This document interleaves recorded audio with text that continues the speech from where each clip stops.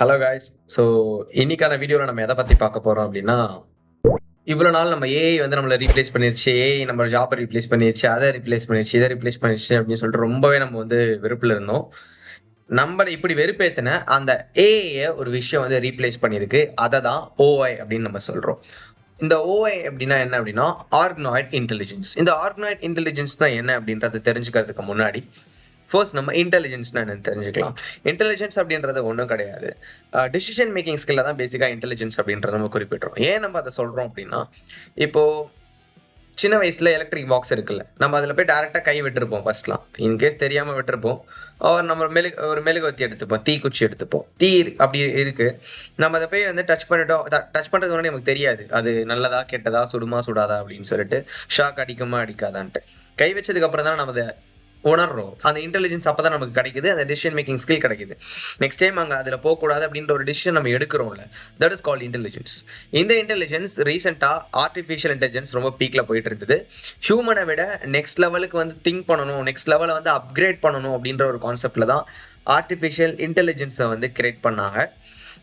But இந்த artificial இன்டெலிஜென்ஸை விட fast and எஃபிஷியண்ட்டாக நிறைய காஸ்ட் வைஸும் சரி, எனர்ஜி வைஸும் சரி கம்மியாக இருக்கணும். பட் அதோட ரெஃப்ளெக்ட் வந்து பயங்கரமாக இருக்கணும் அப்படின்னு சொல்லிட்டு உருவாக்கப்பட்ட ஒரு கான்செப்ட் தான் இந்த ஆர்கனாய்டு இன்டெலிஜென்ஸ். ஓகே, ஸோ இந்த ஆர்கனாய்டு இன்டெலிஜென்ஸ் அப்படின்றத யார் வந்து பண்ணாங்க அப்படின்னா, நம்மளோட தாமஸ் ஹார்டிங் அப்படின்னு சொல்லிட்டு இவர் தான். ஸோ இவர் தான் வந்து என்ன பண்ணியிருக்காரு அப்படின்னா, இதை வந்து ஒரு டெஸ்டிங் லெபார்ட்டரியில் வச்சு இப்போ டெஸ்ட் பண்ணிக்கிட்டு இருக்காங்க. ஸ்டில் இட்ஸ் ரிசர்ச்சிங், அது ரிசர்ச்சில் தான் இருக்குது, இன்னும் அது நடைமுறைக்கு வரலை. இதில் என்ன பண்ணியிருக்காங்க அப்படின்னா, ஒரு ஹியூமன் பிரெயின் வந்து நியூரான்ஸில் ஒர்க் ஆகும். இந்த நியூரான்ஸ் வந்து நம்ம பிரெயினில் சுமார் ஒரு 86 பில்லியன் நியூரான்ஸ் வந்து நெட்வொர்க்கிங் மாதிரி கனெக்ட் பண்ணியிருக்கோம். இதுதான் வந்து நியூரோனால் நெட்வொர்க்கிங் சொல்லுவாங்க.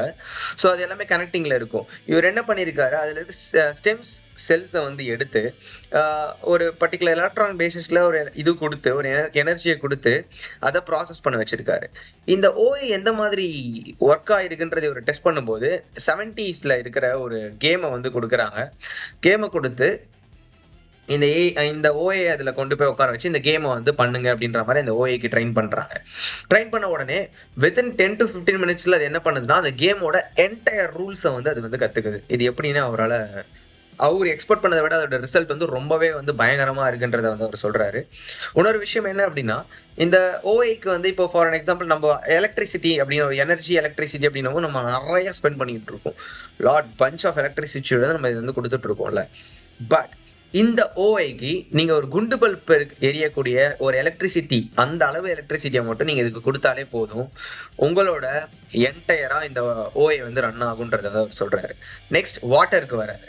வாட்டருக்கு என்னன்னா, இப்போ நிறைய சர்வர்ஸ் இருக்கு. அந்த சர்வர் எல்லாமே அந்த சர்வர் வந்து கூல் பண்ணணும் அப்படின்னா நிறைய வாட்டர்ஸ் வந்து தேவைப்படும். பட் இதுல சில மில்லி லிட்டர்ஸ் மட்டுமே போதும் அப்படின்றத வந்து இதுல மென்ஷன் பண்ணியிருக்காரு.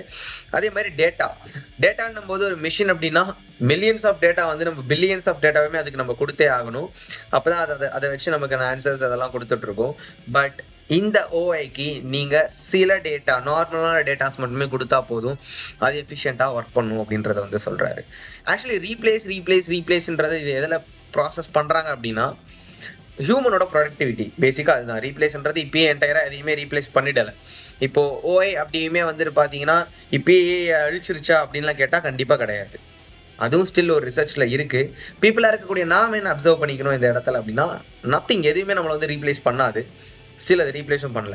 ஏஐயுமே இப்போ நம்ம ரீப்ளேஸ் பண்ணல. ஜூனியர் லெவல் ஜாப்ஸை மட்டும்தான் அதை ரீப்ளேஸ் பண்ணியிருக்குன்றதை அண்டர்ஸ்டாண்ட் பண்ணிக்கோங்க.